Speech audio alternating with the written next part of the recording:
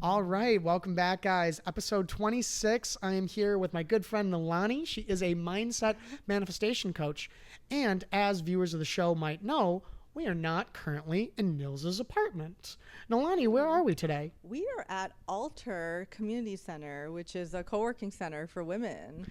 So I'm really excited because Alter is a super special place for me. For anyone who's heard me talk about ecstatic dance, which is literally everyone who's ever watched the show, this is where I usually come to dance. And so it's a women's co-working space, and we're interviewing 3 really awesome women today.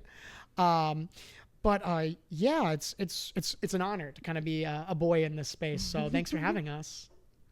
Yeah. Well, Nilani, I'm so excited to have you on the show because we've been talking about it for a while. And today we're going to be talking about manifestation and, of course, talking about our good friend, Doc, David Hawkins.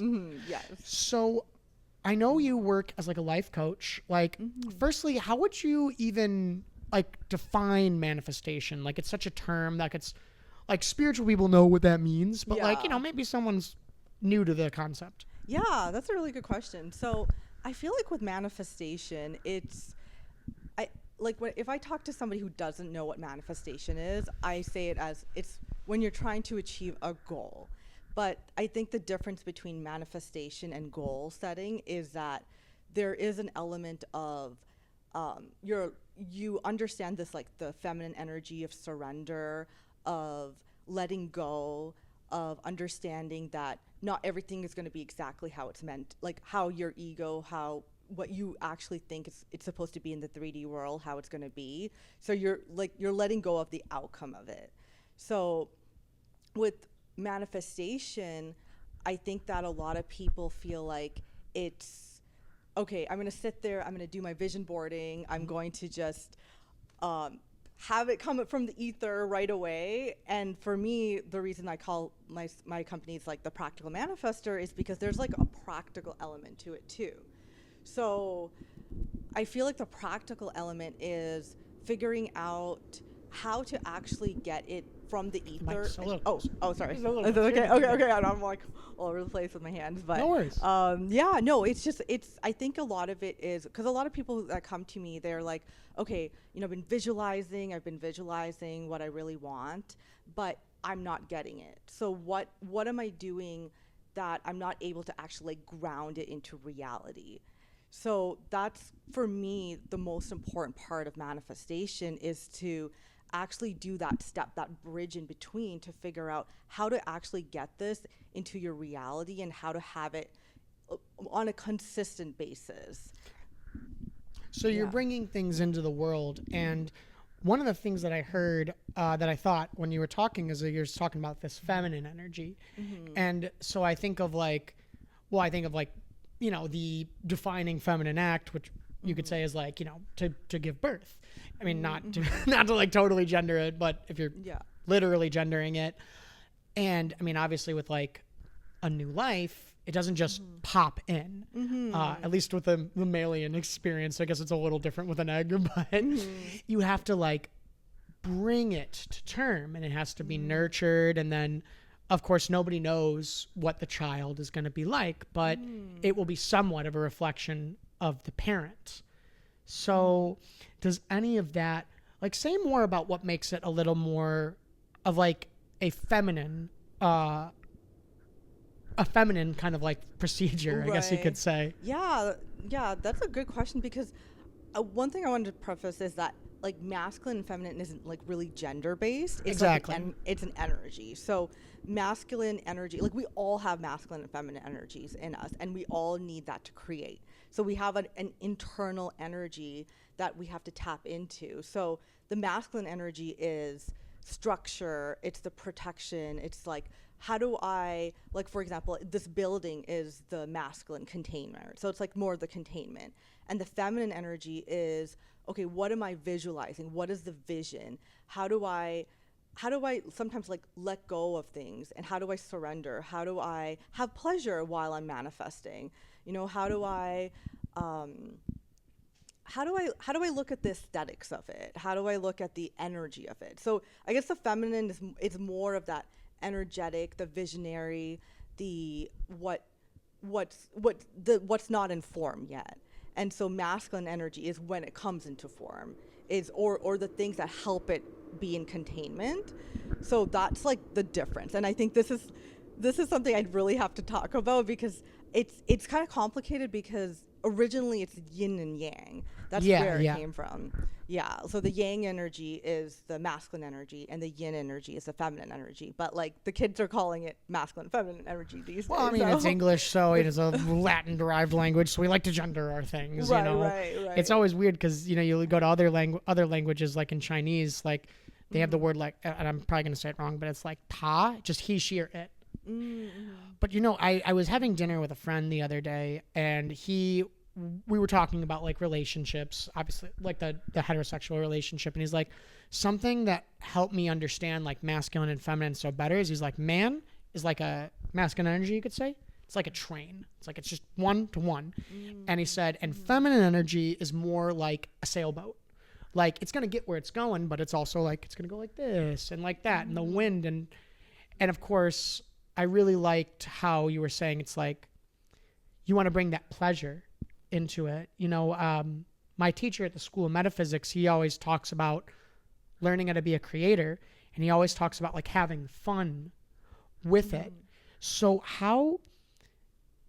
given that kind of like that pleasure and that more like kind of enjoy the journey aspect of manifestation, like how would you say that's a little different than like the more masculine, the more yang version of you know, goal achievement? Yeah, with like goal achievement, it's very much like, okay, I have this project, it's due on this day, I'm going to work from this time to this time, I'm going to grind, I'm going to hustle, I'm going to do this at any cost, you know.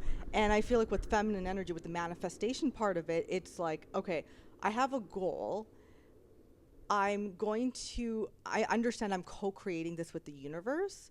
So there's an element of divine timing. There's an element of like spiral, like you're looking at spiral in a sense that it's going to happen when it's meant to happen. And so when you have that mindset, you're literally co-creating with the universe, which also means like you're understanding that I'm not always in control. Like me as a human being, as an ego, I'm not going to always be in control. And I understand, and I have like reverence that this is going to happen at the time it's meant to happen. So like, for example, we've been talking about doing this since like last year. Oh yeah. Like 5 months The minute I met you, the minute I met like everybody at Alter, I'm like, you want to come on the show? Yeah. Like, Yeah. glad to finally get here. Yeah. It's so funny because we were talking about it like literally right there. Yeah. I was like, oh man. Actually, no, like literally right in that right spot. There. Yeah, literally right there. And I was like it just didn't happen at that time. It was like 4 or 5 months ago, and you know, it is what it is, and it's just happened when things just kind of clicked and it was meant to happen. And I think part of the manifestation, the feminine part of it is to understand that sometimes things aren't meant to be. And I think part of what I really like about the manifestation part versus the goal setting part is like really having understanding and gratitude of where you're at.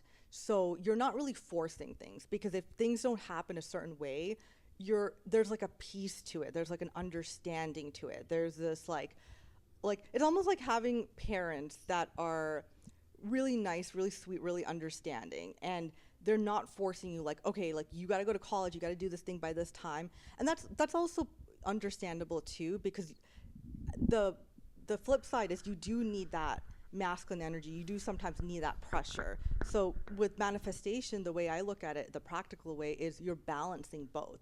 Like you have a goal, you have some sort of pressure, but you're also allowing yourself to take a couple of steps back and giving yourself peace and harmony in ways to get there. But then sometimes if you're doing that too much, if you're leaning like a bit too much, you're able to balance yourself and be like, okay, maybe I'm chilling a little bit. Maybe when it comes to doing things in alignment, like when you say like you have intuitive hits, like maybe listening to that a little bit more versus like I have to do this on a certain timeline.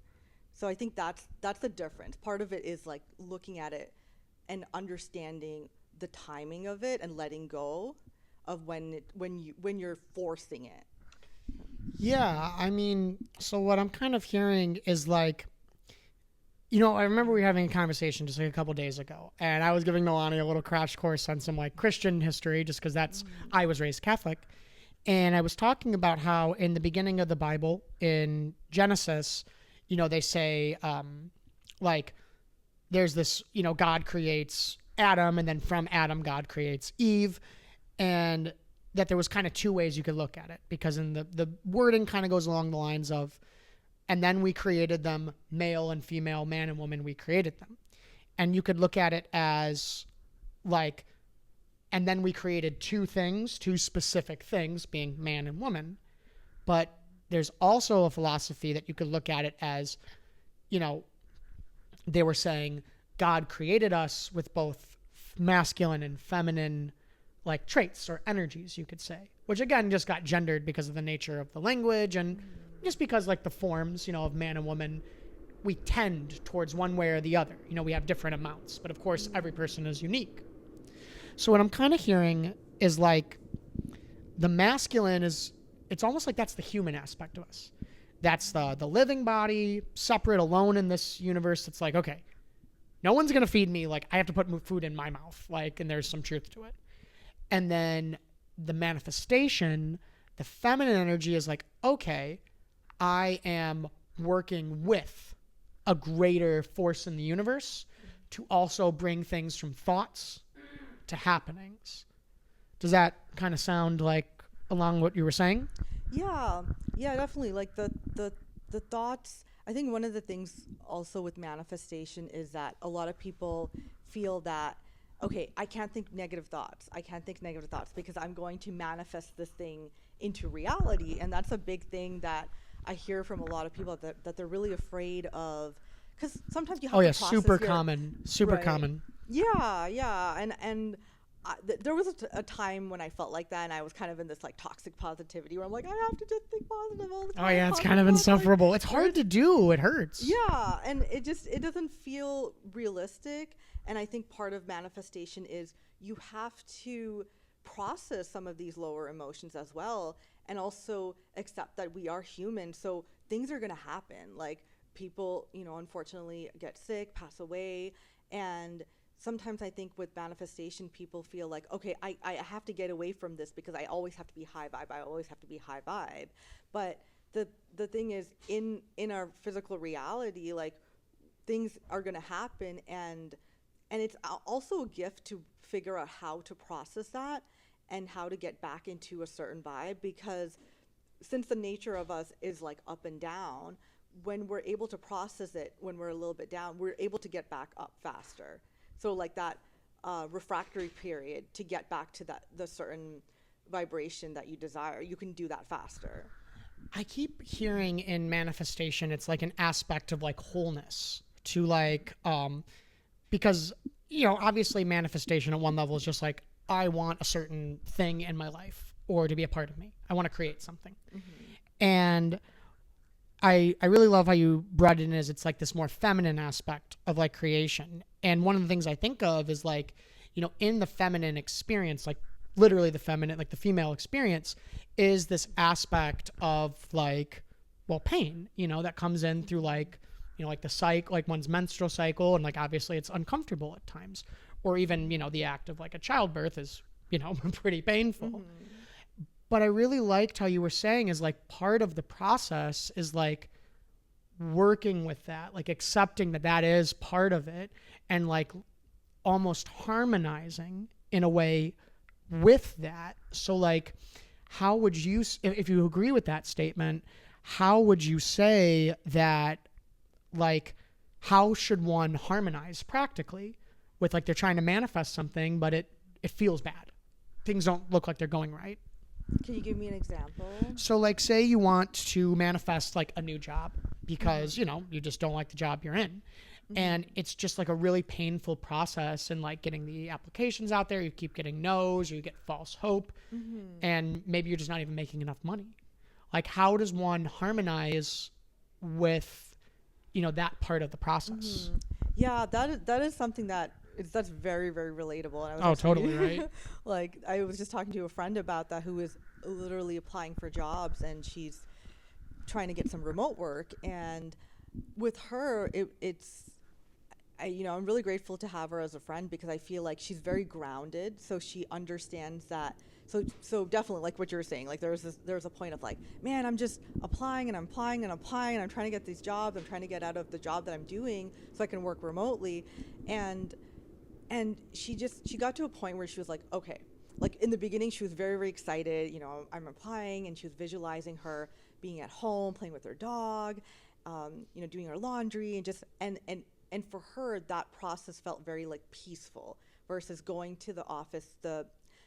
Because with her situation, she just doesn't enjoy the office that she's at. So for her, she got to a point, I was talking to her where she was like, okay, I'm manifesting right now through this like scarcity, through this like, we were talking a lot about Hawkins' work, the emotional scale, which is Hawkins is, he developed the scale of consciousness where it correlates to so your emotions correlate to different frequencies. So this was so, like when I discovered this, I was like, oh my gosh, everything in the world makes sense now. Totally, no, same. With you, yeah, because I posted something on my stories and you were like, oh my god, Hawkins, and like all these people who are like kindred spirit. Yeah, and I'm like, I thought I was the only one. I'm like, okay, great, other people get this too. So, but it was amazing how she did this because she was like realizing, she was like, okay, I really want to work from home, but I can understand at this moment my frequency is coming from like a lack, like I really want to do this. It's coming from force versus, so Hawkins has a differentiation between force and power. And so force is more when you're doing it, when you're forcing something, right? Oh, sorry. It's okay. You're probably fine, but I just get nervous. I know. Okay. I'm gonna be good. Okay. You're doing great. But I think it's when you're forcing something, right? You're doing this not with divine timing. You're doing this like, I have to do this at a certain time. And then, and it's understandable, especially in the example that you gave me, because a lot of people are like, well, what if I have bills to pay and, I have to pick up my child, so I have to be at home and this is all messing things up. So I'm going to force it. But my friend, she just got to a point where she was like, you know what? First, I'm going to think about, I'm actually going to bless the job that I have right now and just neutralize the charge where I'm at and be grateful that, okay, this is not ideally where I'm at. This is not the ideal situation, but I'm blessed that at least I have a job. So let me like neutralize everything. And because she was going at like the lower scale of the Hawkins scale, so she was like, okay, like freeze, like let me just stop, like let me analyze this. And she stopped and she did her techniques of just meditation and relaxing, and she's like, okay, I'm grateful I have a job. I'm grateful at least it's close by. And she named all the things that she's grateful for. And then with that, it was like the energy within her, it was neutral, right? Because she went from acceptance to gratitude. So looking at the scale, you can't go from here to here. I mean, you technically can with substances and things like that. Yeah, right? yeah. But you got to have a hangover at least. Right. But when you do that, you're from, experiences that I've known of, like you go from here to here, but it's hard to sustain. So for me, the whole practical way of manifesting is you have to, if you want to sustain anything, you got to kind of do it gradually in ways. I mean, there are ways that you can manifest something big. I'm not saying you can't, but I'm just saying in a general sense, it's better and easier in your nervous system to go from like here, slowly up here, slowly up here, slowly up here. So in the instance of my friend who was kind of in that fear mindset, she went from there to like acceptance and gratitude. So she was like, okay, I'm moving up the scale. And when she went to acceptance and gratitude, she was like, you know what? I'm not going to apply for jobs right now. I'm just going to accept where I'm at. And when I feel a little bit of that intuitive hit, when I feel like, okay, the universe is telling me to apply, I will apply. So she let it go.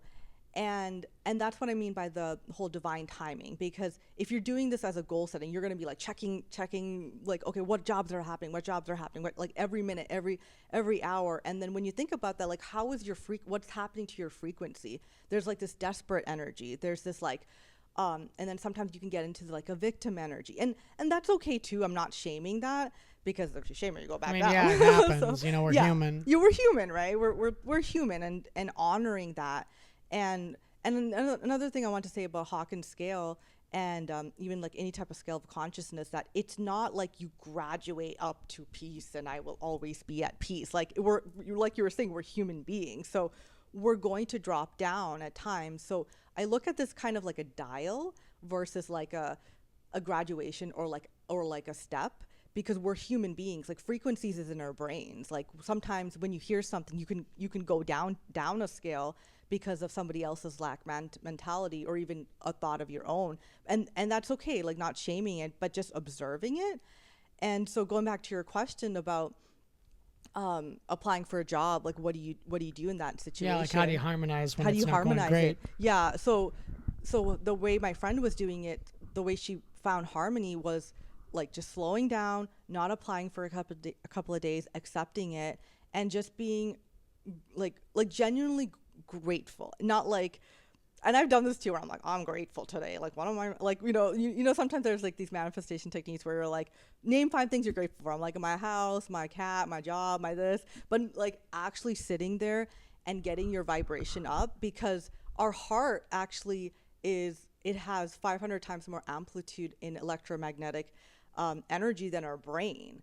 So this is, people don't realize that. Yeah, and that's when people go, you have to really feel it. What the science behind that is, you're actually emitting energy from here, and you can do it from here, but this is like 500 times more stronger. So that's what it means by feeling into it, feeling into your heart, slowing down, getting into that energy. So she did that, and she hasn't manifested her job yet, but she feels like now it's not coming from a desperate energy, because let's just say she did manifest a job from this desperate energy or a fear mindset, right?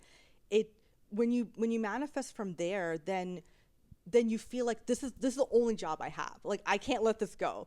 There's this like scarcity Hawkins talks mindset about that like specifically. He's like, you could just as easily choose as your motivation, like instead of choosing fear as the prevailing mindset, you could choose like love. Like, I don't want a job because I need money. I want a job because I want to have I love myself. I want to have a nice life. I think he uses that like specifically in his book, Power versus Force, is like a thing. So if you mind if I jump in? Yeah. It sounds like manifestation is you're on this ride with the universe, and kind of like touching in with the yin energy of it, the feminine energy of it, you are feeling into like how these things are making me feel, like where I'm at, so I know like what level am I at with the universe in like the thing I'm manifesting. And then you're kind of like, okay, then my human self, I need to re-regulate. And you had said like the aesthetic of the thing.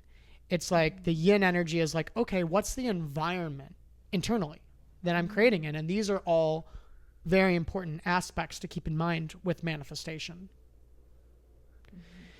So with that in mind, let's start winding down.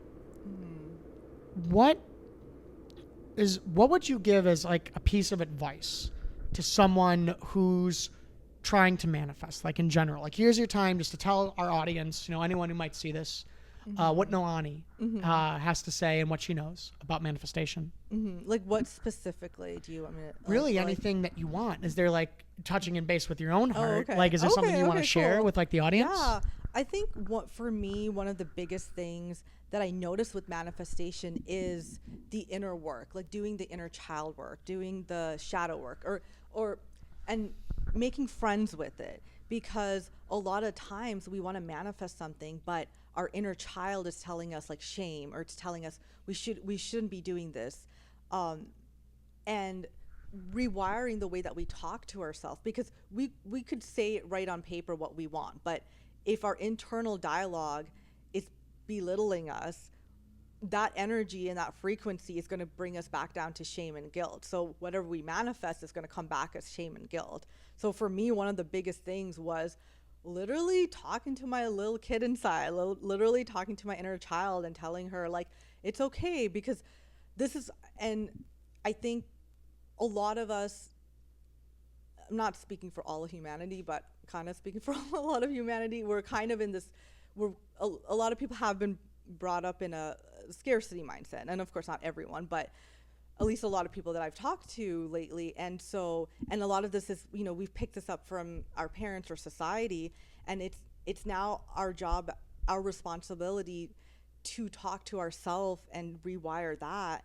And this is not like, okay, I'm just going to talk to myself and then tomorrow I'm going to be so nice to myself. Like, it's not that easy. It's a practice. So practice, you know, being friends with our shadows, practice talking to ourselves kindly, practice, you know, sometimes having to give ourselves tough love, give ourselves curfews. Like, I think there's a time and place to be nice to ourselves. I'm not saying not be nice to ourselves, but we also have, that's the practical part too, because if we're always in that feminine energy, if we're always in the woo-woo energy, then how do we ground it into you got to bring in some of that yang energy too. Yeah, exactly. You, know? You got to, like Thor, like bring that anchor and like bring it into reality. So I think the main thing I want to say is that inner work, because a lot of times we can script, we can visualize, we can do rituals, we can do all of this stuff. In the moment, we may feel like it's working and it's good, but what happens tomorrow and the next day? Like, if we're not practically doing something every day to ground that in, if we're not practically talking to ourselves in a beautiful way, in a loving way, if we're not like being okay with ourselves when sometimes we're jealous and sometimes we're angry, and accepting that, then that's going to take over, you know, and being mindful of that. And this is easier said than done, for sure. But well, and Nilani, it's been so great. You know, here is the vaunted special time to plug your shit. Please tell the audience how they can find you and what kind of stuff you do. So I am on Instagram. I'm the Practical Manifester, and I'm also going to be starting making YouTube videos, the Practical Manifester. And yeah, I do one-on-one coaching. I love talking about this stuff. It's so fascinating because I think for me, figuring out these tools is something that has really helped me honestly get a lot of peace in my life. And I think another important thing that I want to say is the peace, the not always chasing the dopamine hit, but actually at times really just being grateful for what we have. And you can get a dopamine hit. You can get that feminine energy in a relaxed, peaceful way, like gratitude, but it might not necessarily feel like octane high, which sometimes is what we're used to, but it's more of a relaxed high. So that's just something that like changed everything for me. So well, thank you very much, Nilani. Signing out. Shout out to Christy and Anna for being in the audience here at Altar.